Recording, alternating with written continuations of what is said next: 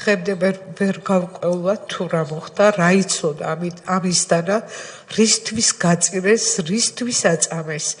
დღემდე ვერ გავიგეთ.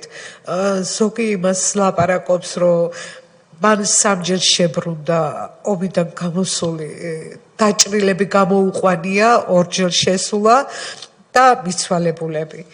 და ვერ უთქვიათ, რომ შენ ვინ გთხოვა, რომ მიბრუნდი და ეს გააკეთე.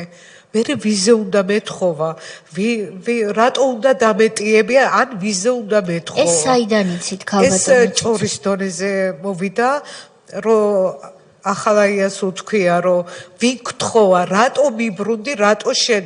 მე ვიზე უნდა მეკითხა, ვიზე დამეტია ეს ბიჭები.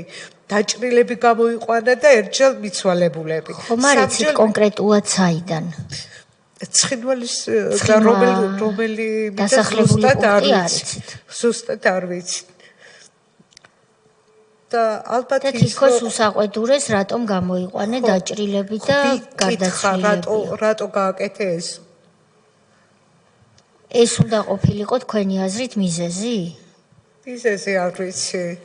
ვერ გეტყვი, მან იცოდა სიმართლე, რეალობა რა ხდებოდა, მანამდე სანამ ომი დაიწყებოდა, მან ძალიან უკმაყოფილიყო და უფრო სენაკიდან გადმოსვლა, იმიტომაც ითხოვა, რომ განთავისუფლეს ყველა ძველი თანამშრომლები, რომლებიც იყვნენ ძალიან გამოცდილები და ჭკვიანი ხალხი და მოიყვანეს, მან იყო ესე უკმაყოფილებას გამოთქვამდა, რომ მოიყვანეს ისეთი ხალხი, რომელმაც უბრალოდ წერა-კითხვას არ იციან და იმასაც კი ვერ ხვდებიან, რომ სად მოვიდნენ სამუშაოდ, რისთვის მოვიდნენ, რა უნდა აკეთონ, იგიც კი არ იციან. ოღონდაც ის ბიჭები იცი როგორ გაუშვეს, ბიჭები, რომლებიც სიგარეტს არ ეწეოდა, ჩაუდეს ნარკოტიკი და რომ იგეს ნარკოტიკის გამო გაუშვეს. ადამიანი, რომელიც სიგარეტს არ ეწევა და ჯანსაღ ცხოვრების წესი აქვს და მას ნარკოტიკს უდებენ.